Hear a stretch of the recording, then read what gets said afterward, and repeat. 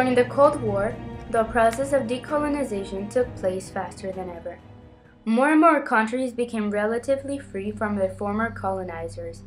We mostly know about how the USSR and the US began to strengthen themselves, becoming the new world superpowers, and thus trying to protect and expand their spheres of influence. However, what we don't know much about are those countries that were reluctant to join any of the two blocs. These were known as the non-aligned states. In this picture, we can observe both blocs. In red, the Eastern Bloc, in blue, the Western Bloc. The rest of the world, in green, represents the non-aligned states. The non-aligned states were those states that rejected alliances and ties with either superpowers, as they had been once colonized by them. This group of countries had decided to take a third path that was not tied to either the American influence or the Soviet influence. Being tied to one of the superpowers would mean that they would be part of Cold War politics, something they wanted to avoid. Not only that, but being tied to them also somewhat meant to be recolonized once again by forming part of their spheres of influence. Those countries that formed the non-aligned movement were viewed as third world countries, not to confuse with the economic meaning of a group of developing countries. First world was the US, Western Europe, and any place that embraced capitalism and a more or less democratic government. The second world was the Soviet Union, its satellites, mostly the Warsaw Pact nations, China, and Cuba. The third world was everyone else. It is necessary to take into consideration the fact that the Cold War did not only revolve around the US and the USSR. Consequently, it should also be considered from the viewpoint of the third world states, as they were clearly connected to the development of the Cold War. One example being the Soviet invasion of Afghanistan, which was a key factor that led to the collapse of détente. Most of the active members in the non-aligned movement had suffered similar exploitations from European colonial powers, and were willing to fight for their freedom and their independence together, in order to show to the world that they were powerful enough to influence worldwide decisions. They exerted pressure on both superpowers regarding their growing nuclear arsenals, as they feared they would end up in an actual nuclear war. The term non-aligned was first coined by the Indian Prime Minister, Jawaharlal Nehru, in a speech in which he settled down the principles for Sino-Indian relations in 1954. For a country to be considered as a non-aligned state, it meant that it could not join in alliances or defense pacts with either one of the superpowers. This would allow countries to try to maintain as much autonomy from them as possible and to not commit to either side of the Cold War. In addition, most of the non-aligned countries try to exploit the bipolar divide into their own advantage by ensuring that they left openings to ally with either the US or the USSR. They could also threaten one superpower by saying they would ally with the other one if pressure got to be too much. Consequently, as more countries became decolonized by the mid-1960s, the NAM continued to grow at a greater pace. If they continued to work as a bloc, they would be able to shift the balance of power and gain influence in international decision-making.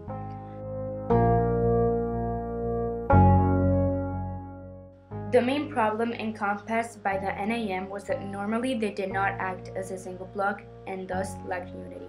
Despite that weakness, they were able to exert pressure on modern nations on key issues such as the Korean War, the crisis in the Congo, the Suez Crisis, the Soviet invasion of Afghanistan, and the Iran-Iraq War. The origins of the non-aligned movement arose from charismatic and popular leaders that were able to play both sides without getting involved in a particular bloc. A key example that was able to influence other leaders was Marshal Tito, the leader of Yugoslavia. He was dedicated to communism, but he did not pretend to sacrifice his independence at the cost of becoming a USSR satellite. This led to a split with Stalin in 1948, so Americans offered aid to Tito. He accepted this aid, as he thought it would safeguard his country against a possible Soviet invasion, reasoning that Stalin would not get into a war against the US.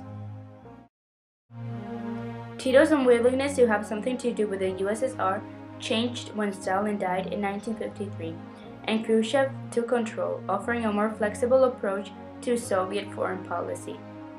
Affiliated with a non-aligned mentality, Tito was able to play both sides when Khrushchev and Malenkov embarked on a dangerous and tiring trip to see Tito, as they were seeking his approval for the crushing of the Hungarian uprising. They had taken the time to visit Tito and not otherwise, thus showing the impact of Tito's involvement in the non-aligned movement. Tito's decision clearly impacted the Cold War, as the USSR's foreign policy approach moved from being focused on invasions to assassination plots instead. Nevertheless, despite Tito's acceptance of American aid, he was unwilling to become too close with the US, as he did not want to introduce capitalism into his country. Successes like this one inspired Jawaharlal Nehru of India and Zhou Enlai of China to resist the bipolar superpower domination. India and China were perfect examples of countries that got rid of former European dominant powers and sought to restore their economic and social independency. For India and Nehru, the NAM was a way of achieving this independency and sovereignty without the need to ally with either one of the superpowers. It would also potentially mean that India would be one of the NAM world leaders, demonstrating that there were alternatives to taking sides during the Cold War. When the Sino-Soviet diplomacy started to decline, the PRC decided to join the NAM. They thought that by joining the NAM, they would spread their Marxist ideology across the world, while avoiding US or Soviet hegemony. The first conference of the NAM was held at Bandung, Indonesia, in April 1955. It was initiated by Tito and was supported by Nehru and Zhou Enlai, who shared common objectives in the Cold War environment. The aim of the conference was to increase the membership of the NAM, as well as to emphasize neutrality in the Cold War. The principle of peaceful resolution of disputes was established as a key principle among member states.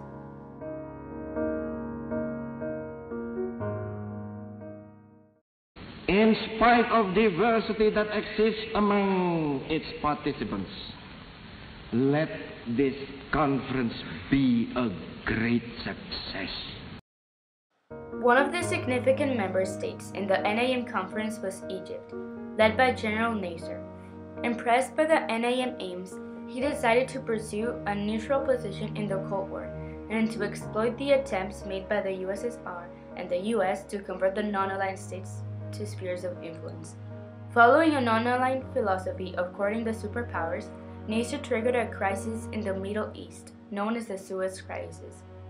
He persuaded the Americans to fund the Aswan Dam project, and then decided to move towards the USSR by buying arms from Czechoslovakia.